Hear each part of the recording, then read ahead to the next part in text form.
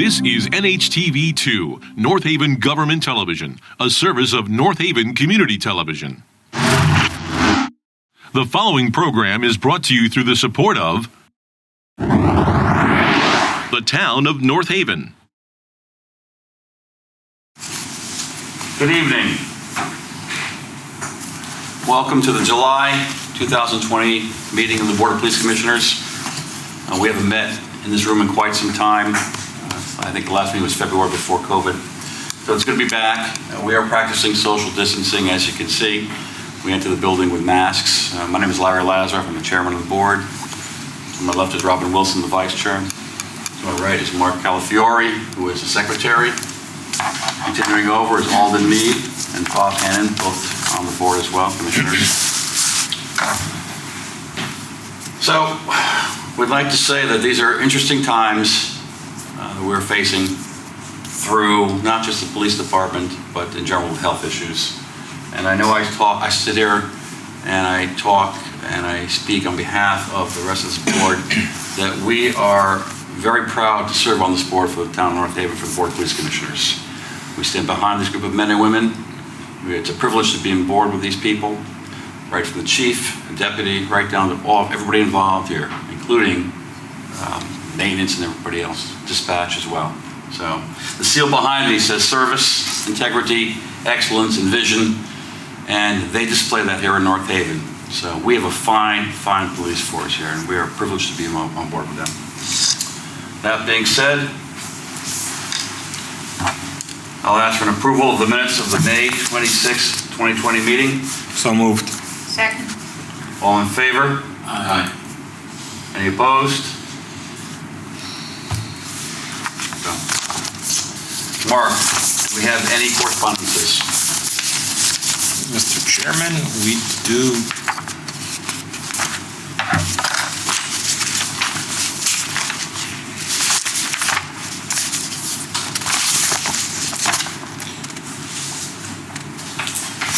I should have checked my packet before. I'm sorry. Just give me a minute here. Take your time. I can come back if you'd like. Yeah, you want to come back? Sure. Thank you. Yeah. Okay. We'll skip a little bit. We'll go right to my report. Chief will elaborate on most of the things I'm just going to briefly mention here. At this point, we are very fortunate that in our department there is no one ill with COVID. Over the last month, we've had some meetings and marches. The first was on the Green for the BLM movement. It went very, very smoothly without any incidents. Chief will elaborate on that. There was also a march from the high school that also went smoothly. I'd like to thank the entire department for handling that march very, very smoothly. And in particular, I want to mention Lieutenant Stravides for helping set up the situations and making sure that everything ran smoothly. Job well done. We have chosen a new dog handler, and the chief will elaborate on that as well. Last week, or 2 weeks ago actually, we did swear in a new SRO officer for the high school, Brett Runlet, and I'm sure the chief will talk about that as well. As most of you probably know, as we're meeting here tonight, there is a meeting on the police accountability bill being discussed and debated in Hartford, and we hope all goes in favor. We'd like to also congratulate the graduating seniors for North Haven High School. And during this time, there was a new procedure for this graduation ceremony, but the police department was involved and everybody was safe and secure and it went smoothly. So again, kudos to the North Haven Police Department. And that's really about all I have. The chief will elaborate on all these matters in his report. Mark, you want to go to the correspondences? Yes. Actually, we got quite a lot. Good. So, all very nice, really nice letters thanking the police department. Here's a card from the Grant family, Paul, Shannon, Kylie, David, and Sarah, and they just want to thank the department, the chief, the entire police force, all the men and women here for everything that they do for their protection and their service, and they're very proud of the PD, as we all are, and they just want to say thanks a million. Very, very nice from the Grant family. Then from a Mrs. Amelia Rogers, she actually is, looks like in Meriden, Connecticut, and she just wants to thank the chief and the North Haven Police Department as well. Just thank you so much for all you do on a daily basis and everything you are doing throughout the COVID-19 pandemic. Your services and dedication is truly never going to go unnoticed. So that's from Mrs. Amelia Rogers. She said, "You're all essential and we love you." So again, very, very nice. And this is another letter. This is just praising one particular officer, and it looks like it's going to be Detective Liarco Capozza. So this is from a Mr. Ralph Cervero, LeGrand Road in North Haven, and he just wants to thank Detective Capozzo for all of his work that apparently he did in a Mr. Cervero was a victim of a financial crime, and Lee Capozzo took care of it. He just wanted to congratulate Lee and also the rest of the PD for a job well done. So thank you, Lee Capozzo. Good work. Thank you. Very nice letter. And let's see what else here. So I got another.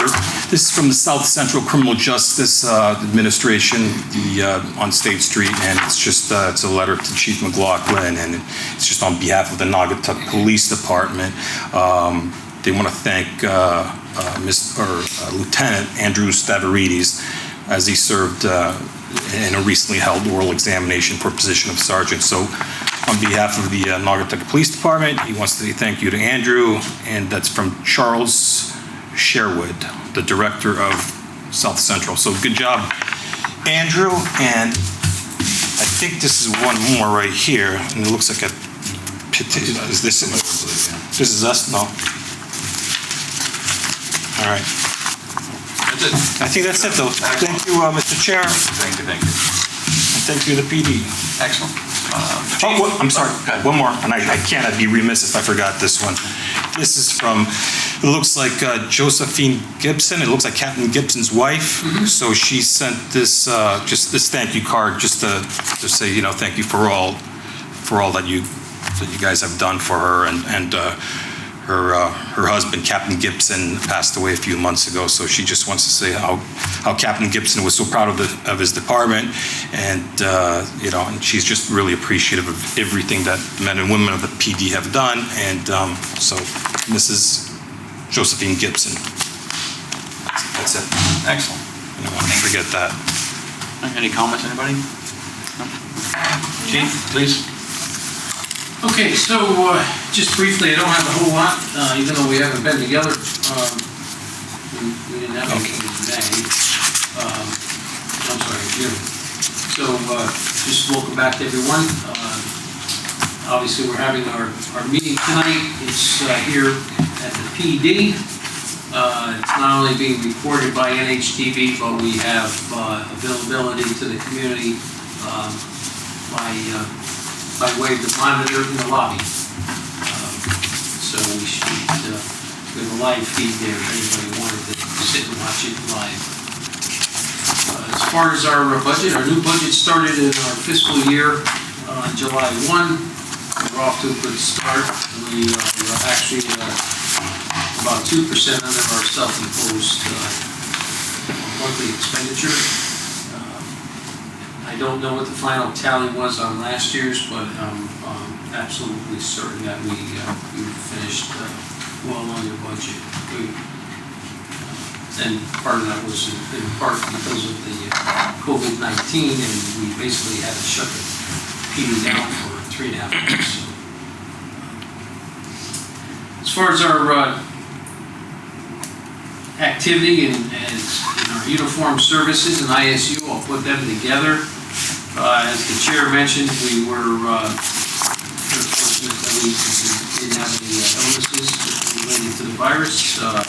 Obviously, the statewide lockdown is loosened up a little bit, but we still want to alert our residents and business owners to exercise the use of the PPEs, when they're in close confines, and to have some safe distancing like we are having tonight. Everybody is well distanced here. As we had mentioned, I believe at the last time we had met, we talked about the daily operations and the changes that we made. Those are all back to pretty much our daily operating procedures have returned. Court has since reconvened in Meriden, so that's a good thing. Relating to our calls for service, looking at the time when this COVID kicked in on or about March 15th up until yesterday, we looked at the numbers compared to last year period of time, and our calls for service are down about 20%. So there's a fairly significant drop, and that is, we're starting to get our calls are coming back, but that 20% drop will probably remain right through the calendar year. This past month, we did see an uptick in some overdoses. We had 5 in July alone. None of them were fatal. Our vehicle thefts are about the same. We did have an uptick in our vehicle burglaries. We're up probably about 37%. We went from 48 last year at this time to 66.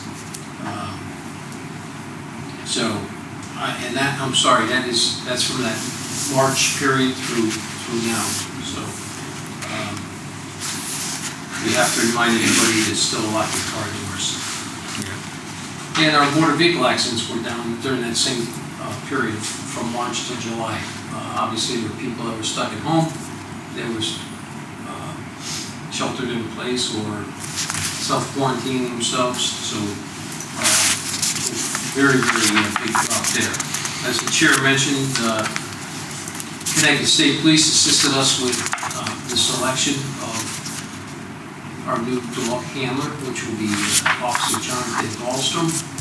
And he was scheduled to go to school at the academy in the beginning of September, and it looks like they might push it back to the end of September or beginning of October.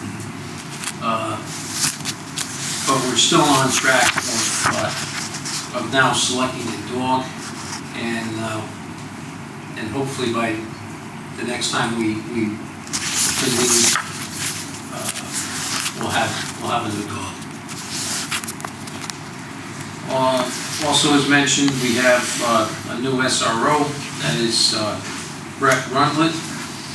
He is going to be assigned to the high school. That's a new budgeted item. And Brett is retired lieutenant from New Haven PD. He's very, very experienced, and he's got some children of his own that are in our public school system, so he's got some buy-in. So he's very, very experienced with his police experience in the city, but he's also a local dad, so he's gonna be a great asset to us. As mentioned as well, our town did have a little bit of a protest demonstration on the town green approximately 5 weeks ago, thereabouts, 5-6 weeks ago. That was a Black Lives Matter event. It was uneventful. We didn't have any issues there at all. And also last week on the 21st, there was a march by the Black Lives Matter, co-sponsored by Connecticut Brutality and Dear North Haven PS, which is, yes, I believe is for public schools. And that was something that started at the high school, and it came up here to the police building, and a couple hours later it just dispersed. Again, no issues, and Lieutenant Stebrides, as you mentioned, he put together a good op plan, so we were everything just fell in place for us. As far as our support services and traffic, we've accepted the bid from Bob Thomas for the 3 cruisers. That it went out the bid, I think, probably maybe the last time we met. but the bids have since been opened. They were the lone bid. The only downside is like a 30-week wait, which is a very, very long time. Records and professional standards and training, as mentioned, there's a new police accountability bill that is under consideration. It's up in Hartford right now, passed the House of Representatives. It is, as we sit here, it's being deliberated up in Hartford by the Senate. And the bill is somewhat controversial, and if it does pass, it will certainly change the landscape of law enforcement. There's going to be some significant changes. And I would just refer everybody, it's just easy. There's so many changes in there, it's just easier to go online and read the bill. It's 70-something pages. I mean, I could spend an hour here explaining it to you, and I'm sure you don't want that. And just for information, it's HB 6004 is the number, if people want to look at it. Can I ask you a question off the cars, just backtracking Sure. a little bit? So we have a 30-week wait, so that makes it to 2021, obviously. Right. Our cars are sufficient as we stand here now to last that period of time without any concern at all? Yeah, I think we'll be okay. What we did try to do is we tried to actually look to see if there were any existing 2020s still out there, because the model year to us doesn't really make much of a difference. It's a police car. And we're not looking at the trade value like the rest of us would if it were personal vehicles. So there is not one Ford Police Interceptor available in the tri-state area, or even in Massachusetts. Is that due to probably COVID, the production being down, or is that demand? I think what they do is most of these cars were actually manufactured before the COVID kicked in. I think what's causing the delay for the 2021s is going to be the COVID. Okay. Yeah. But we looked to see if we could even if we took four officers and put them in a police car and sent them to, somewhere in the middle of New Jersey, and picked up 3 cars and drove them home. We can't even find them. Right. They're not out there. It's crazy. So, and I should know the answers, but I don't, do we annually, in our budget, request new cars? Yes. Okay. So what happens next year then? We won't have to have that line because we're not going to have It's cars till actually next year? it's actually a capital line. Okay. So it's not in our operating budget. Because it's a capital expenditure, and it can fluctuate. A couple of years ago, I can remember when we used to get 5 cars, and then we used to get 4 cars. And then it went to 3. 1 year it went to 2, then we got it back up to 3. So, you keep some of them and you roll them over. We can get rid of them when they have 110,000 miles on them, and before they really start becoming a money pit. We probably have less miles anyway on these vehicles because we didn't really have to use them a lot over the last 6 months, basically, also. We still have to patrol. Right. Even though businesses were closed and people were at home, you still had to put police cars on the street, because a lot of the shop owners, they weren't there. Right. So we had to keep an eye on them, so we're actually out there patrolling Great. 24/7. Thank you. One other question, is that the threshold, like 110,000 miles before we start? There's no real threshold. That's when we really start looking at them. You might find one car that maybe has, when it was at the 90,000 mile mark or at the 85,000 mark, maybe we put a new transmission in it. If it's still running strong, we might keep that until it has 120 because we have money invested in it. And then you might get rid of something that's got maybe 105. So, and some of these cars, like the Dodges, have kind of just fallen apart on us.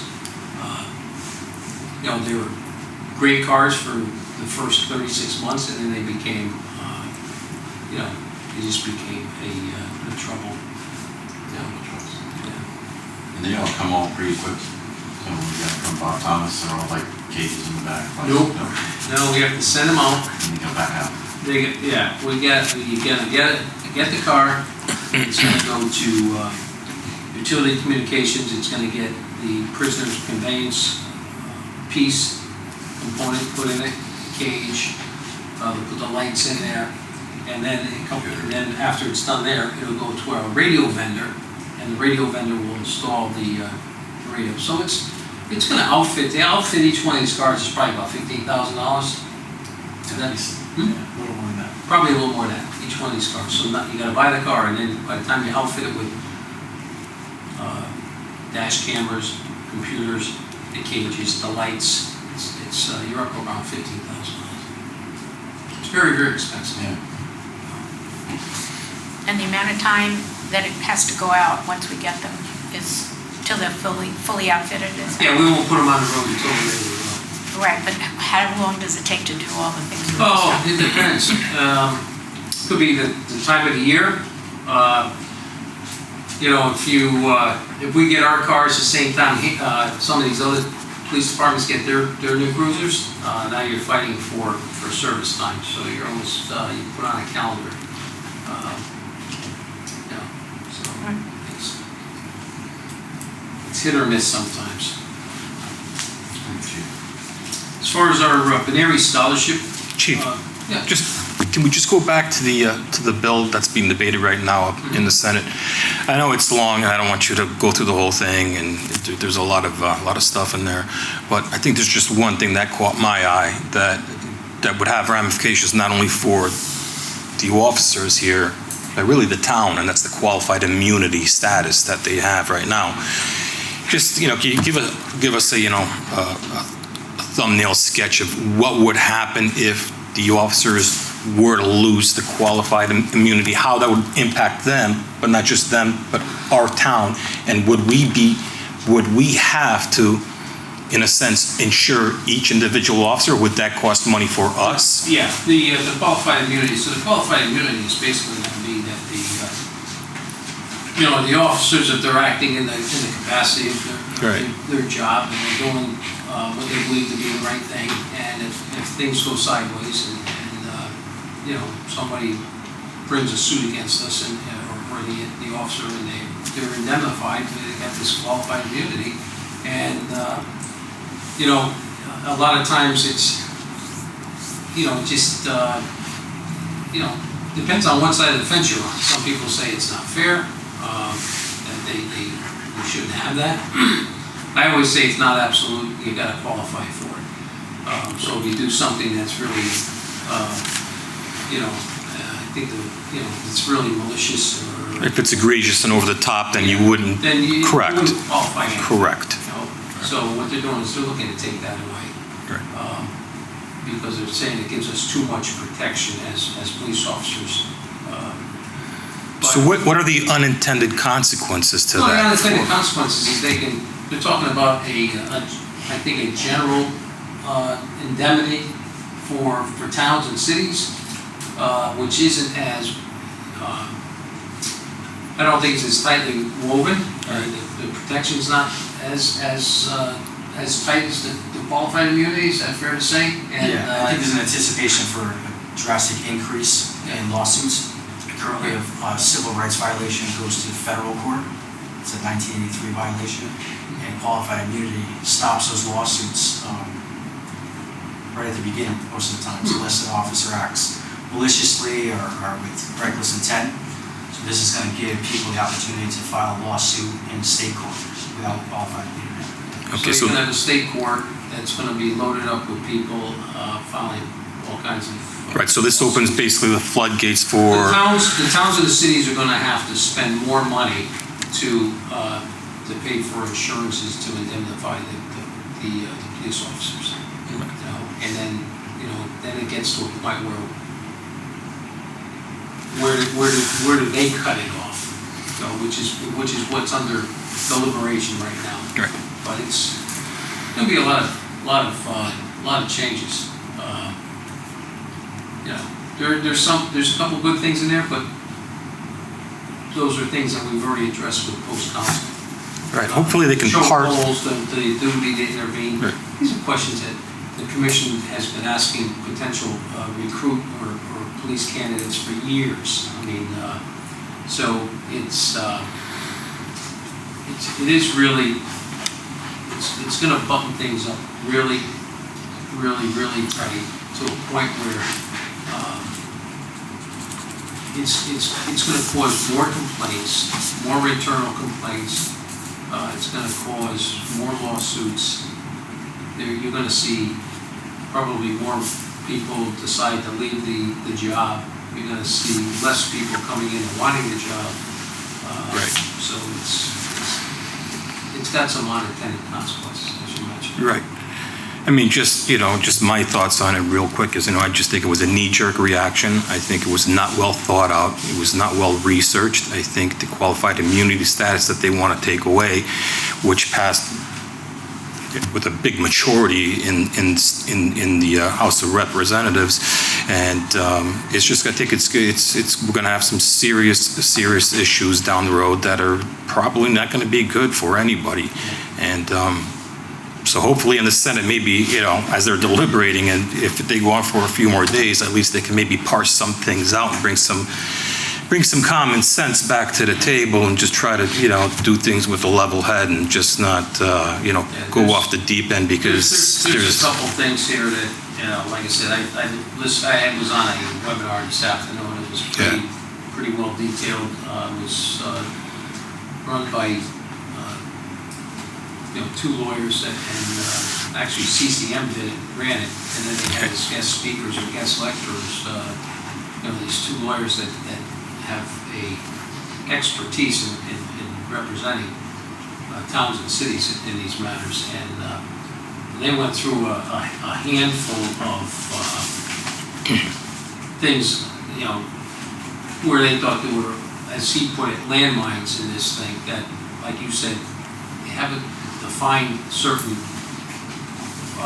verbiage or language, but they talked about the post-council was one of the issues, and there's a possible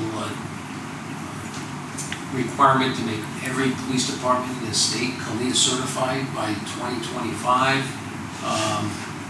There's a mental health component in there as far as the officers getting recertified every 3 years, but every 5 years they're going to need to have a mental health assessment or screening. They talked about dash cams in all cruisers, as well as body cameras. which we already have. We already have them, Right. so. So a lot of this is redundant. So we have to pay for the storage, Right. But if I'm not mistaken, I think he said that there's 53% of the police departments that don't have body cameras in the state of Connecticut, which I didn't think was that high. I thought it was like 30%. Right. 53 is a big number. I know that's reasonable. Big number. Talking about. Reasonable to have cameras. Doing away with consent to search vehicles. Even if it's written consent, they want to get rid of You can't that. ask a person if you can have consent Right. to look into their vehicle. So you have to do a search warrant. You're gonna have to have probable cause, or you're gonna have to word it in a way where they say it's not suggested, or you don't ask for it, but somebody says, hey, if you wanna look at my car, go ahead. Right. One of those deals. And there's, so there's a lot of things here that I think everybody should kind of read it. I think it's certainly gonna change the landscape of law enforcement.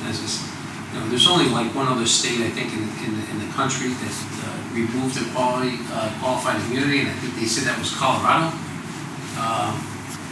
And at the same time, Colorado had put a limit on the amount that you could sue the police officer for, and I think it was like $25,000.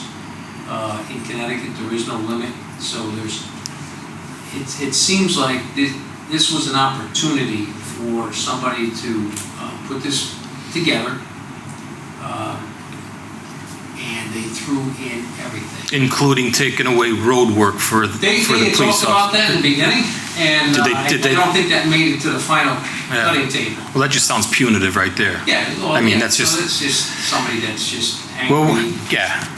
so, but. Level and cooler heads should prevail. I mean, they did this in lightning speed, and again, it wasn't thought out. It wasn't, it wasn't well researched at all, and it was just poorly drafted. They and probably this should have is sat down with yeah. some legal experts that Correct. do this on a daily basis. Correct. And they didn't, it was pretty much thrown together.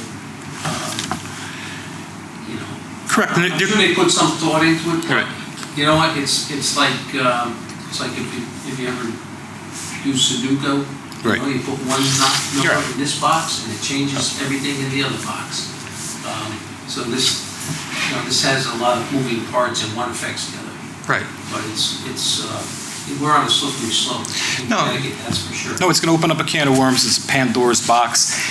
I just think it's going to be a bad thing. But I also think ultimately it's going to be challenged in federal court because this is federal law. So they're trying to supersede federal law. So I don't know if they can even do that or not. As But deputy- I can't get too far into the weeds. I'm not an But attorney. as the deputy was saying, though, you won't even land up going into federal court. They're gonna land up doing all their lawsuits in the state court. Yeah, I know, but I don't want to get into the weeds. We can discuss this another time. But I don't know if a state court judge would even have the authority to not grant you that because it comes from the federal government, from what I understand. Right. And I'm far from an expert in this, but I would think that it would probably have to, if they really wanted to do this, it should go through Congress. They are overwriting Right. decades of Supreme Court decisions. Correct. So this could be challenged. So this could just be, what?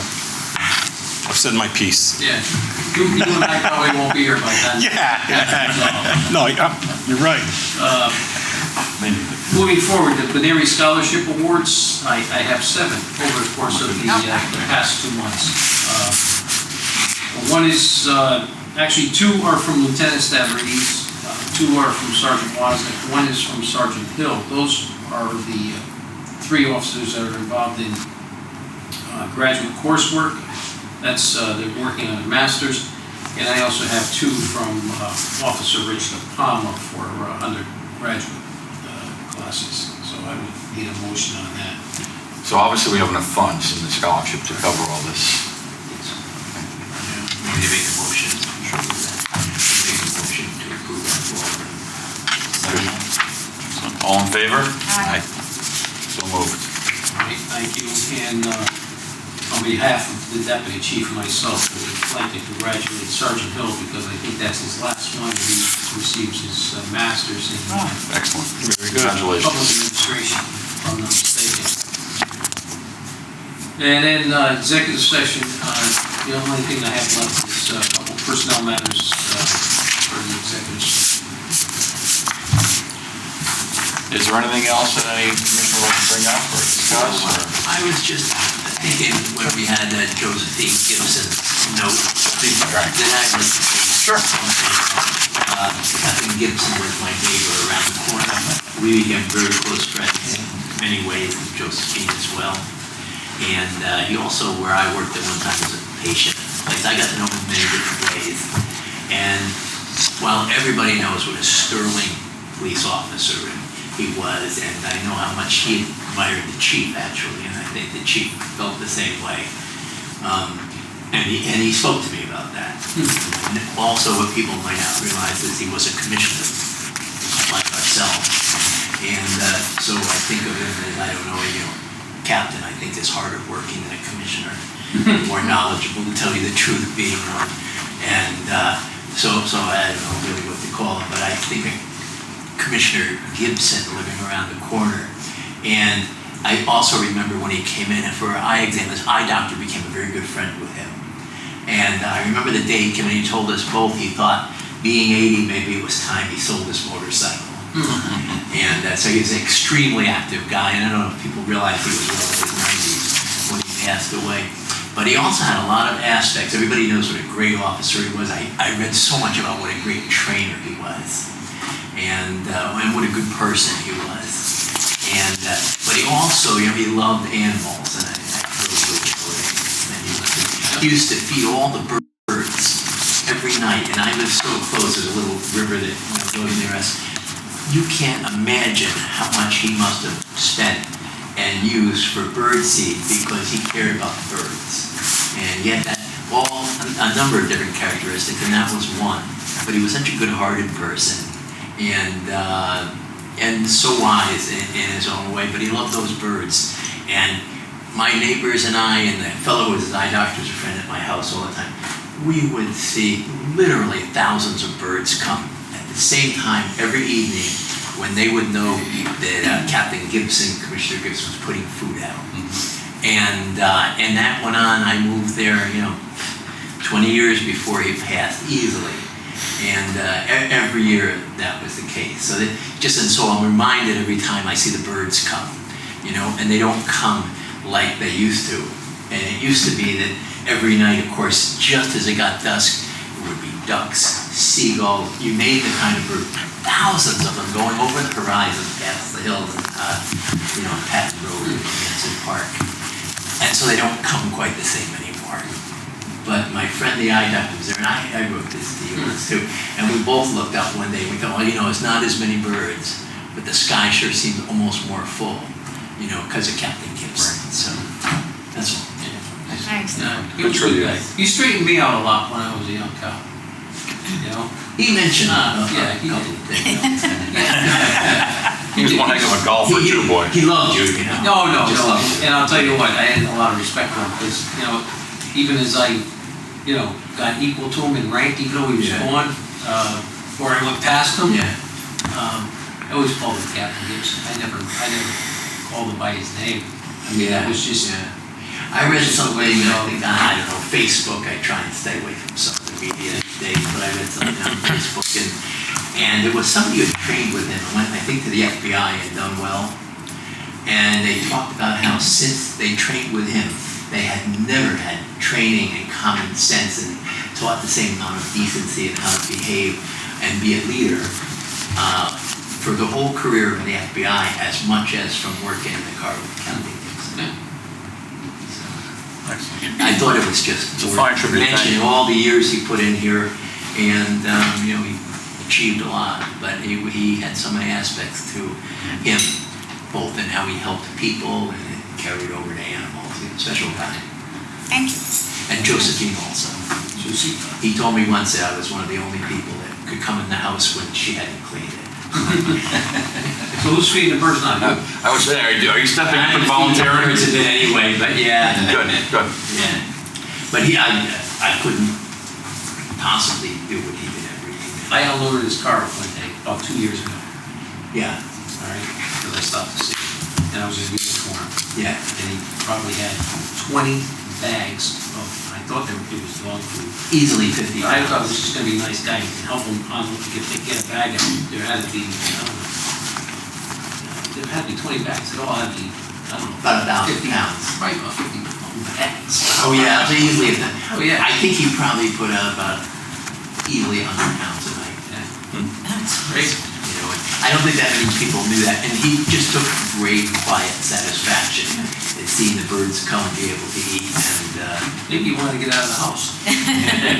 well, it was in his own backyard. And I'll bet you the car washes loved him also. Pardon?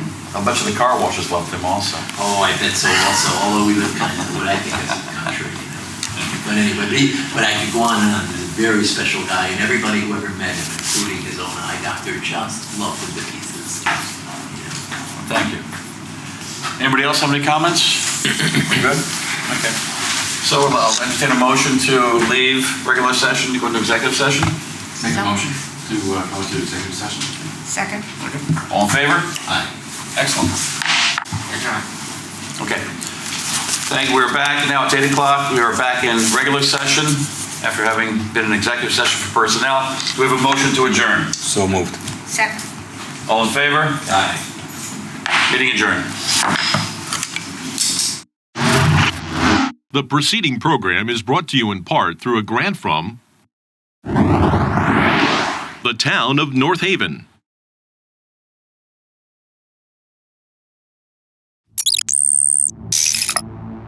Watch town meetings or other videos on demand at nhtv.com.